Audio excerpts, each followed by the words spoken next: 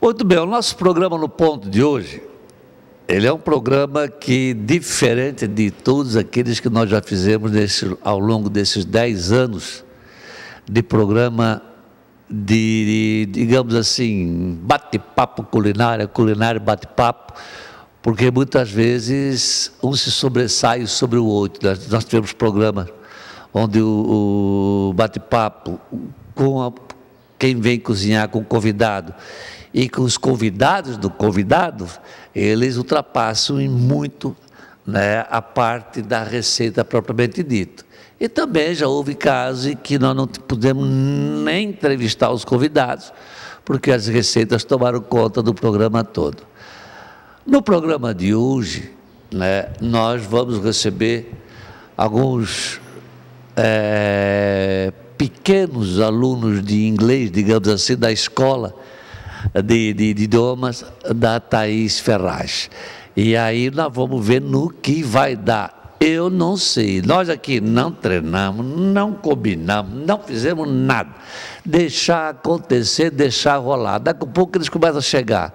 São cerca de 7 alunos entre faixa etária de 5 e 9 anos. 5 e 9 anos. E aí é Thaís, porque eu falei Thaís? É a Thaís. Não, eu sei que é Thaís, agora porque amanhã a minha mãe disse que amanhã vem a visita para ela e justamente é Thaís, que é a Thaís que vem amanhã, né? Que é a minha sobrinha e chama-se Thaís, é por isso que eu comi um E do nome da Thaís. E daqui a pouco essa garotada vem aí e nós vamos ver. Mas das receitas, uma receita tu vais fazer sozinha. Isso, vou fazer sozinha. Vai fazer o quê? É o mac and cheese. Mac and cheese.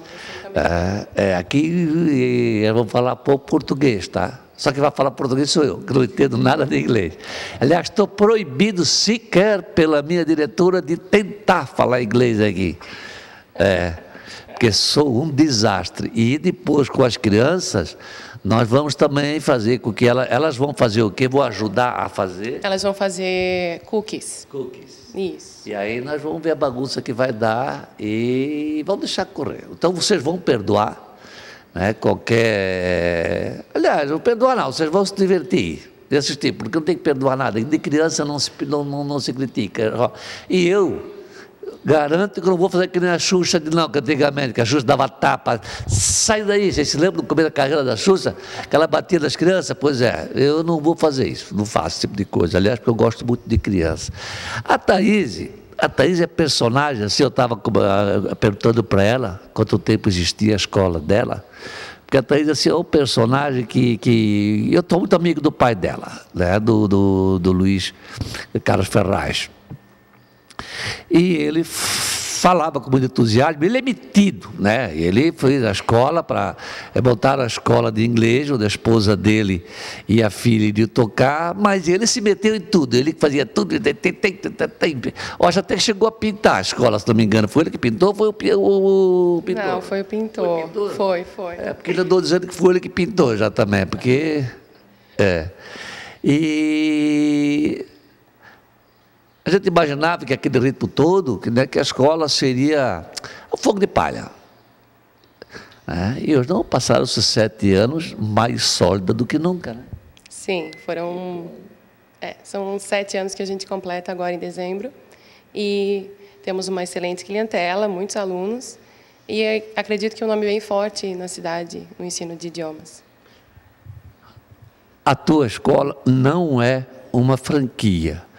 Ou ela é uma franquia? É uma rede de franquias. Nós somos cerca de 90 franqueados no Brasil. Qual é mesmo a franquia? Franquia é All. All? Isso. Tá certo. All Idiomas, né? Essa franquia, quando tem, e são várias que existem, elas em função da didática? Exatamente. É um grupo de escritores contratados pela empresa, criam um material de acordo com uma pesquisa de mercado ou pesquisa na parte de ensino também e montam esse material. E, no caso do UOL, são escritores americanos. A dublagem também é toda feita no Rio de Janeiro, mas por americanos. Então, todo o material é elaborado e também produzido, a parte de dublagem dos personagens é toda feita por americanos e espanhóis nativos. Está no Brasil há quanto tempo já essa rede? O grupo existe há 50 anos, mas com a bandeira do UOL há 12 anos. Praticamente, logo em seguida de pegar, 5 anos após, né, assim que eles vieram para o Brasil. Sim. Agora, é um mercado que cada vez mais a imprensa, a sociedade, né, divulga de que, inclusive até eu vi ontem eu estava vendo um programa na Discovery sobre aquelas pessoas que são deformadas, né, histórias extraordinárias, e passando num lugarejo deles da Índia, uma mãe de uma dessas crianças, paupérrimos, o pai vendia iogurte. O pai fabricava iogurte na barraquinha de rua e vendia iogurte.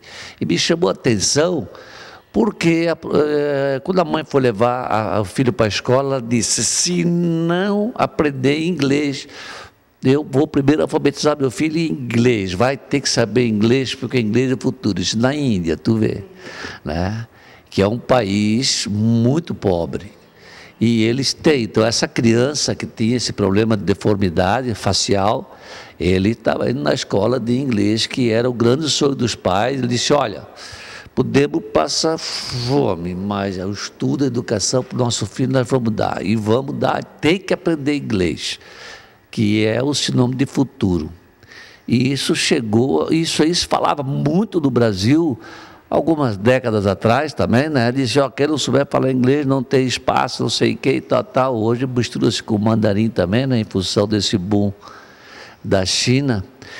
E isso continua acontecendo, isso vale para hoje também, né? O inglês, cada vez, a gente fala em inglês, né? Mas é inglês, mas inglês de americano, inglês de Inglaterra, são diferentes, né? Eles não se entendem muito bem, não, às vezes, tem certo... A Renata, por exemplo, às vezes vê filme e diz, pai, esse filme é em inglês, porque o sotaque que estou falando aqui, isso não é inglês dos Estados Unidos. Sim, tem uma diferença, sim. Mas hoje o inglês realmente mais falado, que se fala inglês internacional, tem mais traços do inglês americano do que do inglês da Inglaterra. Sim, a questão da pronúncia, principalmente, porque o americano fala, ao meu ver, ele fala muito mais rápido, comendo muito mais as palavras. E o inglês britânico, ele já fala, a língua já é muito mais... coloquial. Assim, mais pausado, mais fácil da compreensão da pessoa, normalmente. O inglês da rainha lá é o inglês mais clássico, assim, mais formal, mesmo. Seria como nós compararmos o português do Brasil e o português de Portugal, só que Portugal come as palavras, né? Nós aqui ainda falamos, só que nós temos muita gíria também. Exatamente, isso que a gente percebe no inglês americano, que não, claro, existe gíria no inglês britânico, mas não tão forte quanto do americano. Mas é que o inglês da Inglaterra, ele é inglês puro, né? E o inglês americano, ele é muito miscigenado pela cultura, pelos latinos, pelos europeus.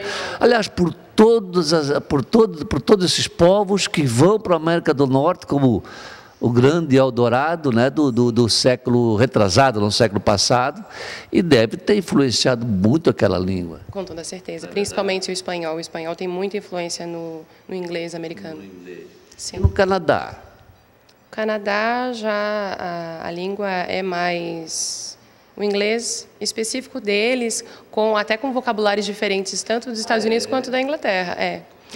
Até nós temos um professor que está no Canadá e nós estávamos conversando pela internet a respeito da experiência dele lá e o que ele está achando e as diferenças, e ele comentou que percebeu bastante diferença no vocabulário tanto do inglês britânico quanto do americano no Canadá. É como se fosse uma língua nova, digamos assim, escapou a palavra, um dialeto, como se fosse um dialeto, né, voltado para...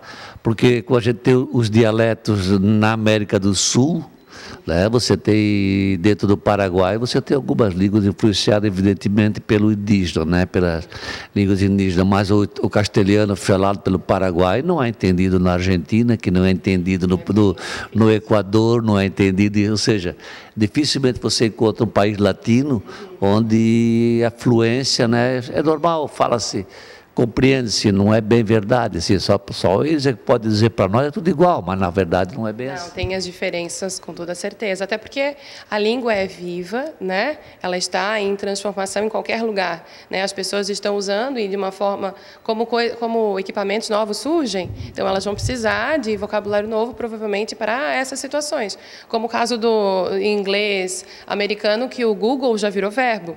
Né? Quando você vai para a internet, vai fazer isso. Então, com toda certeza, isso em todos os países acontece. Né? A língua veio, o inglês surgiu da Inglaterra, mas com certeza quando chegou nos outros países, foi usado da forma como melhor cabia para as situações daquele povo. Né? E quando vocês, já que vocês têm, né, agora tu já dominaste, já é uma profissional, já não é mais uma aprendiz, né, em termos de empresária, numa escola de línguas, já passasse pelo período da adaptação e formação, né? Hoje já é uma profissional, tem experiência, são 7 anos. A tua mãe está desde o início contigo ali na escola? Sim, desde o início. Domina também todo o inglês já? Domina bem, né? Ela fala que não, mas domina já. Ela entende muito de gramática, de inglês, bastante mesmo. Ela tem um conhecimento de vocabulário bem grande, mas ela é um pouco acanhada para a fala. Sim, a timidez, né? Isso vai por timidez. Vai para o inglês também. Isso aí a gente vê que nem todo mundo é que nem o João Santana, né? Que faz aquele inglês dele e vai misturando os dois. Não, é play futebol, is good futebol do meu jogador que veio, jogou no campo, que ele imita também, mistura uma coisa com a outra, vai embora. Agora, eu fiquei muito feliz assim e não tem quem não tem inveja, entre aspas, né? Não inveja no pejorativo, não, gente, pelo amor de Deus. Mas a gente vê com admiração assim as pessoas comunicando com estrangeiros, né? Um brasileiro e tal, porque a gente se aprende muito, né? Todo mundo gosta de saber da cultura, do que a gente não conhece. E outro dia veio um empresário chinês aqui e eu levei a Renata junto, porque ele tinha uma filha da idade, justamente da idade da Renata, trouxe a filha junto e a menina estava deslocada também, porque ela não encontrava que estabelecesse uma conversação com ela. Aí as duas fizeram, e quem ficou mais feliz foi a Renata, que viu que o inglês dela não era o inglês doméstico, não, ela conseguiu falar inglês, e essa menina, o inglês dela era o inglês da Austrália, ou seja, aí elas também conversaram sobre isso, que o inglês australiano também já é uma outra, entende? Mas é uma outra... Eu acho o sotaque do inglês australiano um dos mais difíceis, na minha opinião, assim, eu acho mais fechado, mais difícil de entender. Mas, no modo geral, todos eles, isso que nós falamos, dá para estabelecer um contato. Pode não ter uma conversação sem chamar atenção para alguns erros, né, que um ou outro vai cometer, mas, no modo geral, a comunicação, todos eles conseguem entre eles. Com certeza, porque a base da língua inglesa é a mesma, né? Então, com toda certeza. E dentro disso que eu estava até, porque eu tenho esse costume de começar um assunto, aí me lembro de outro, eu desvio, mas eu ia falar da tua experiência,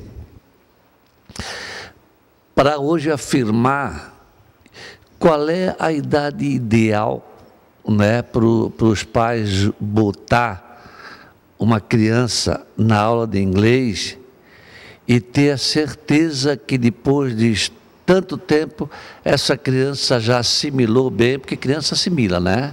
E aí ela não esquece mais. Qual seria esse período? Pelos estudos e pelo que a gente percebe mesmo em sala de aula, a idade mais, assim, melhor que a gente percebe é a partir do momento que a criança adquiriu toda a língua portuguesa, mas ela não precisa ainda saber escrever. Então, com 5, 6 anos, é uma idade boa, porque não vai existir essa confusão de informações, porque ela não está mais construindo toda a base da língua portuguesa. Ela já tem.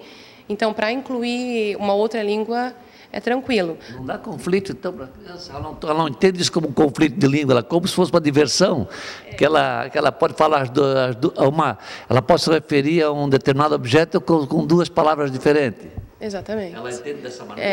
É que a gente percebe, e os professores também com seus alunos na escola, é dessa maneira que a gente percebe que funciona bem, né?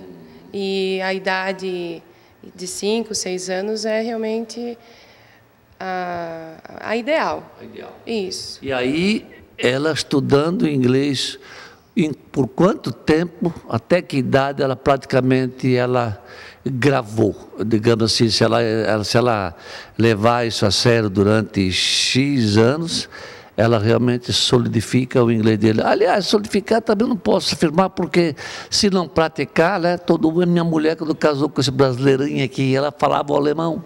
Hoje não fala mal bom, gutar, e olha lá. Por quê? Porque deixou de praticar em casa, né, a língua materna. Para criança que começa aos 5 anos, a gente vê que a idade que ela já tem uma construção muito boa da língua, tanto dela falada quanto escrita, os 12, 13 anos de idade, né? Então, são 6, 7 anos para fazer o curso e para realmente conseguir ter a fluência. Até porque a pessoa, quando ela aprende a língua portuguesa, ela também precisa desse mesmo tempo ou mais para ter um vocabulário bom e uma escrita boa do idioma, né? Então, esse tempo. Mas a prática é fundamental, né? Quem conseguiu concluir os livros todos do curso de inglês, é importante que faça aula de conversações ou até mesmo que assista a aulas de níveis avançados para que não esqueça, né? Porque a prática, ou viagens ou cursos no exterior, mas que possa manter essa prática. Agora, o que a gente vê que está ajudando muito essa garotada aí a dominar o inglês é a música, né? Porque os grandes hits internacionais são todos em inglês, né? E as baladas hoje, praticamente todas as músicas em inglês. E como eles tiveram, levando em consideração aqueles que tiveram 3, 4, 5 anos de inglês, eles estão ouvindo a música e eles não estão transformando do português para o inglês, eles já vão absorvendo a música naturalmente e sabem o que quer dizer, né? Isso é bem importante, né? A parte de conseguir compreender a língua por ela mesma e não baseado no português. Então, é muito importante. Com certeza, a música ajuda muito, né? Nós usamos muito na escola música para ensinar ou para reforçar um assunto aprendido. E sempre indicamos para os alunos, se eles não querem pegar o livro de inglês e estudar no final de semana, então que escutem música em inglês, que já ajuda muito, né? E uma outra coisa também que nos ajuda muito, nós, professores de inglês, são os jogos de computador, os videogames, esses jogos em rede, por exemplo. Certo, porque são online, então tem gente do mundo todo, aí o inglês impera. Exatamente, então nos ajuda bastante. Muitas vezes os alunos vêm e nos perguntam, teacher, o que significa essa palavra que eu estava jogando e não consegui entender, e não deu certo no jogo, ou coisa do tipo. Então, eles vêm perguntar e se interessam pela língua em função de outras. Então, eles conseguem, hoje é mais fácil uma criança ou um adolescente se motivar para a aula, claro, porque hoje existem muito mais possibilidades na sala de aula para se usar, não só um livro e o lápis e mais nada, né? Mas também pelo fato de que a internet está ali, 90% do conteúdo da internet é em inglês, então, para qualquer coisa que a pessoa for buscar, ela vai precisar muito, e também pelos jogos, enfim. Então, hoje é muito mais real para a criança e para o adolescente aprender inglês, porque antigamente o pai e a mãe diziam, é para o seu futuro, meu filho. Mas não era tão real, né? Na época que eu estudei, por exemplo, inglês, há 20 anos, né? Não era uma coisa tão real. Um dia você vai para a Disney, um dia você vai viajar, um dia você vai precisar. Hoje não, a criança precisa para o jogo dele de computador, o adolescente que quer entender a música precisa. Então é muito mais real para eles, né? Eu vejo que o caso meu, ali da minha empresa, da gráfica, de que já precisei, né? Quando a gente vai contactar, tu vai buscar no Alibaba, nesses sites de venda, né? No internacional, você tem que, daqui a pouco você acha alguma coisa para você comprar no teu negócio, e aí a mera consulta no Beabá vira realmente uma conversação, você vai entrar em contato com aquela pessoa daquela empresa, seja que lugar do mundo for, e toda a conversação é em inglês, né? E já aconteceu da Renata, inclusive da nossa maleta, outras coisas para gráfico, de manter aquela conversação com o escritório na China ou em qualquer outro lugar do mundo. E aí, quando a gente fica orgulhoso de ver o filho da gente assim falando inglês, dá orgulho mesmo. Se você é... Eu tenho 2 lá em casa, né? O Rodrigo e a...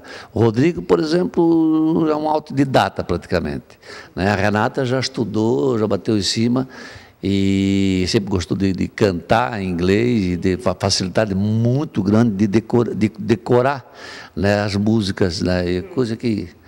Eu só sei música que eu decorei há 20 anos atrás, a de hoje eu não sei mais nada. E aí, mas eu estou ensinando agora um idioma novo para ela, que é o conjunto japonês, inglês, castelhano e português, tudo numa música só. Né? E para adulto, o adulto tem mais dificuldade, para o adulto exige uma força de vontade muito grande para aprender inglês. Quando eu digo adulto, eu falo alguém que já está numa faixa etária, que nós estamos falando aí dos 40, 50, 60 anos de idade. Com toda certeza, precisa um pouco mais de dedicação, né? Mas muitas vezes, quando o adulto nos procura para fazer curso, é porque ele precisa para ontem, para a empresa, ou ele vai viajar nas férias de julho do próximo ano e não quer fazer feio com os filhos, por exemplo, né? Então, muito disso, a gente vê que a pessoa já tem uma certa motivação e precisa, o quanto antes, saber o idioma, né? E normalmente é uma motivação, muitas vezes uma exigência, né, para não sair do mercado de trabalho ou para se sentir bem, né? Não ficar tão dependente. Exatamente. A viagem toda só depender dos filhos, por exemplo, que sabem falar inglês para uma viagem, né? Ou às vezes uma pessoa numa empresa, o assistente sabe falar inglês e o supervisor ou o gerente não sabe falar. Então, depender até de uma pessoa que é mais jovem, que tem esse conhecimento, é um pouco complicado para a pessoa. Então, vale a pena o esforço. Mas, com toda certeza, a pessoa precisa se dedicar um tempo. As últimas pesquisas mostram que a pessoa precisa, o adulto precisa se dedicar 2 horas durante a semana para o aprendizado do idioma, não sendo o tempo que ele está no curso de inglês. Isso no termos de didática, 2 horas de didática. Porque, por exemplo, ó, eu estou fazendo agora, né, porque eu percebi que o meu inglês, aquele inglesinho lá da escola, né, eu consigo, se eu ler uma notícia em inglês, eu consigo compreender sobre qual é o assunto. Dá para tirar alguma informação. Não consigo verbalizar isso, né? Até porque a gozação já vem em cima por causa da pronúncia. Aí eu fiz a assinatura, por exemplo, me cadastrei no Asian Cook, que gosto de culinária, né? Então é um site de culinária asiática, mas todo em inglês. Bota o fone de ouvido, não tem tradução, fico ali, tá, então você tem a associação do que ela fala e do que mostra, né? Então você vai associando e, consequentemente, você consegue acompanhar a receita, sabendo o que está dizendo, mas não compreendendo a frase no total. Mas mesmo assim, fazendo isso, então, com numa didática de 2 horas por semana, aprendendo, porque uma coisa também, o detalhe, né? Aprender com a didática é uma coisa. Perceber na velocidade com que a pessoa fala em inglês, como o caso de um filme, por exemplo, é mais complicado, já tu sabe até, mas como você fala em câmera lenta, fala mais devagarinho, e pode ser que eu entendo. Por isso que nós falamos lá no começo do inglês da Inglaterra aos Estados Unidos. Ou seja, o inglês da Inglaterra, de acordo com a Renata, é mais fácil de quem está nesse período de aprendizado, de estar no beabá ali do inglês, de começar a compreender o que eles estão falando. Sim. Na verdade, na escola nós temos materiais mais específicos, materiais bem reais, mas com o nível de dificuldade para compreensão vai aumentando de acordo com o nível que o aluno está. né? Mas muitas vezes a pessoa tem um filme que ela gosta muito de assistir, já viu algumas vezes. Acho que todo mundo tem um filme preferido, né? Então, é uma possibilidade, porque a pessoa já entende todo o contexto, assistiu algumas vezes já em português, então tem a possibilidade de assistir pela segunda vez em inglês. Tirar a legenda. Isso, tirar a legenda e só para conseguir ir preparando o ouvido para essa compreensão. Mas é uma técnica muito boa e ajuda muito. A gente percebe que ajuda muito. Velhinho, um programa aí, o programa que vocês têm na escola, da didática da OL, quantas horas de aula, digamos, para começar a já ficar... Não digo fluência. A fluência é só com a prática, com os anos, né? Mas pelo menos chegar e não fazer feio junto com os netinhos. Normalmente as aulas funcionam no sistema de 2 horas por semana, né? E o que nós percebemos é que em um ano e meio, a pessoa já tem conhecimento de todo o vocabulário básico, da gramática mais básica do idioma e consegue se comunicar. Porque a nossa metodologia ela já parte do ponto que a pessoa tem que falar desde o primeiro momento. Então, aquela prática com um livro, um texto, só uma leitura, sem ter a parte de fala e a parte de audição, não existem, né? A gente faz mais ou menos o processo semelhante ao do português. Primeiro a pessoa vai ouvir, ela vai falar, depois ela vai ter o contato com a leitura e com a escrita. Então, para conseguir as 4 habilidades com um conhecimento bom, eu diria que 1 ano e meio, fazendo 2 horas por semana. Mas nós temos alunos que fazem mais horas na semana e que já conseguem perceber que acabam optando em fazer aula VIP ou que montam a sua própria turma com seus amigos, né, e que fazem mais horas por semana e assim conseguem perceber esse resultado mais rápido. O ideal seria quantas pessoas no máximo numa classe assim para que a coisa tenha aproveitamento? Nós podemos trabalhar com a nossa metodologia até 12 pessoas, mas normalmente nós trabalhamos com 8 alunos em sala, é um número muito bom, porque a gente consegue ter bastante conversação, um aluno vai escutar o outro, e muitas vezes uma dúvida que ele tinha, o outro aluno já perguntou para o professor, então assim há uma interação muito boa, né? Mas nós temos alunos que têm assim um pouco de receio em começar numa turma, que tem vergonha. É verdade. Né? Então, assim, esses alunos sempre optam pela aula VIP ou faz aula só com um amigo ou com um colega de trabalho, para que se sinta mais à vontade para começar. E acabam optando em ir para uma turma ou continuando VIP depois, aí vai de cada aluno. Faz uma avaliação para ver o estágio que a pessoa está, para não dar com pouco, não entrar.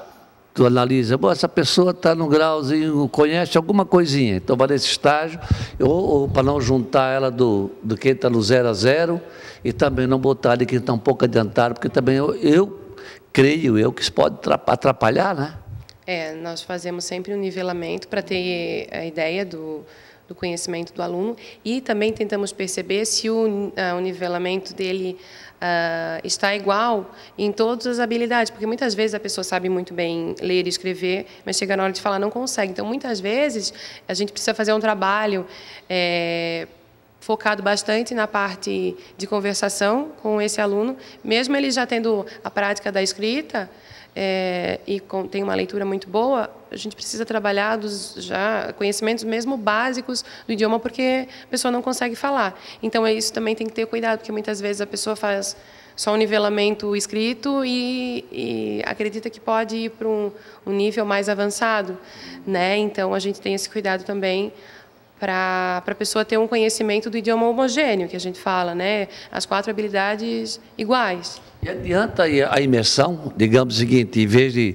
fazer uma hora por dia, 2 vezes por semana, ou 4 vezes por semana, fazer daqui a pouco por imersão, pegar um sábado de manhã e das 8 ao meio-dia, isso adianta, ou no fim a pessoa, embaralha, é bom não fazer esse tipo de coisa? Não, normalmente quando o aluno opta em fazer mais horas na semana, a gente prefere que ele faça mais dias, né? se vai fazer 4 horas, fazer 2 horas num dia, 2 horas no outro, até para ele ter esse contato com o idioma mais vezes, né? E com toda certeza ele vai conseguir maior concentração com menos horas do que as 4 horas seguidas, por exemplo, né? Tá certo. Quando a Thaís falou em aula VIP, né, ela se refere se você quiser ter uma aula sozinho, é isso, né? Isso. Você, não, eu não quero ficar constrangido, então eu quero só para mim. Então, quanto é que custa? Então, o preço para adulto, para criança, é o mesmo, acredito eu, não, por hora aula, né? Ou não? Sim, a hora aula eu acho que o diferencial da hora VIP é que deve ser um pouco mais cara, creio eu, né? Porque na aula VIP, o professor fica exclusivo para aquele aluno, né, ou para 2 alunos, enfim, como for a opção. E quanto é que está o investimento hoje? Temos que a pessoa, para botar um filho na escola, ou que ela mesma queira ir.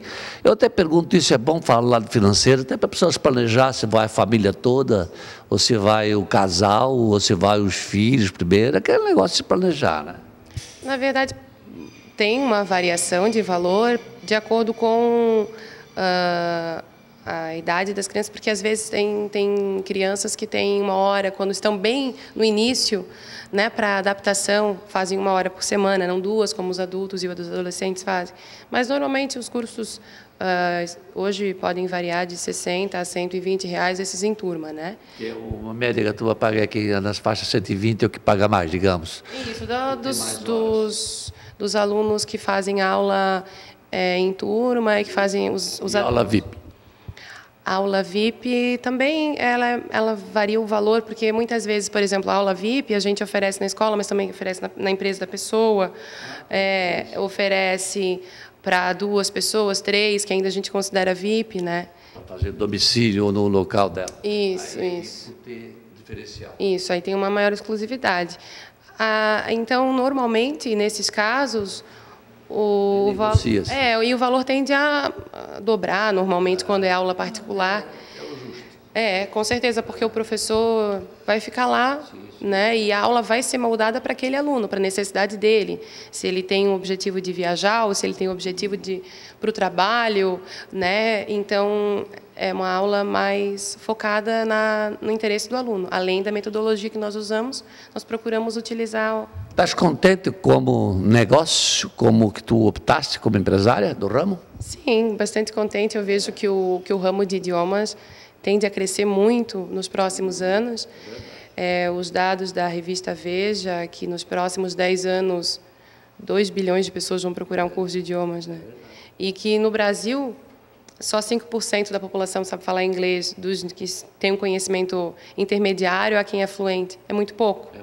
E com toda certeza esse deve ser o percentual aproximado da nossa cidade também. Então, sem contar a melhoria da renda das famílias também, que está vindo, né? Lógico que agora deu uma brincadinha e que a turma está meio com medo dessa crise aí, mas de acordo com a minha amiga Angela Merkel, diz que está vendo uma luzinha no final do túnel. Eu só espero que não seja um trem que está vindo passando em cima dela, que seja realmente o final do buraco negro. Muito bem, nós vamos dar uma chamada nos nossos comerciais. Assim que voltarmos, nós vamos começar a fazer o X, né? Mac and cheese. Mac and cheese. Depois eu vou trazer isso em português, mas agora é proibido. É que ficar tudo em inglês daqui por diante aqui. Aí depois dá uma perguntadinha quando a gente se embrulhar demais, tá bom? Aproveito aqui para dar um abraço do pessoal da Fischer, meus amigos que estão devendo a volta ao nosso programa. Né, já aquilo que eu falei para vocês, o senhor nunca mais falar dos equipamentos da Fischer de eletrodomésticos, o pequeno, mas estão tudo na fábrica, não lançaram porque houve mudança de planos em termos de trazer a fábrica para o Brasil. E aí é para estar ao final do ano, mas eu não digo mais nada porque eles não me dizem certo também, mas de qualquer maneira já tem na fábrica pronto aí, aquela primeira parte foi feita na China. Eu quero trazer, essa semana eu vou ver se eu vou lá e pego alguns para mim, para botar aqui para vocês verem, tirar a curiosidade, tá bom? Eu volto um minutinho, pessoal.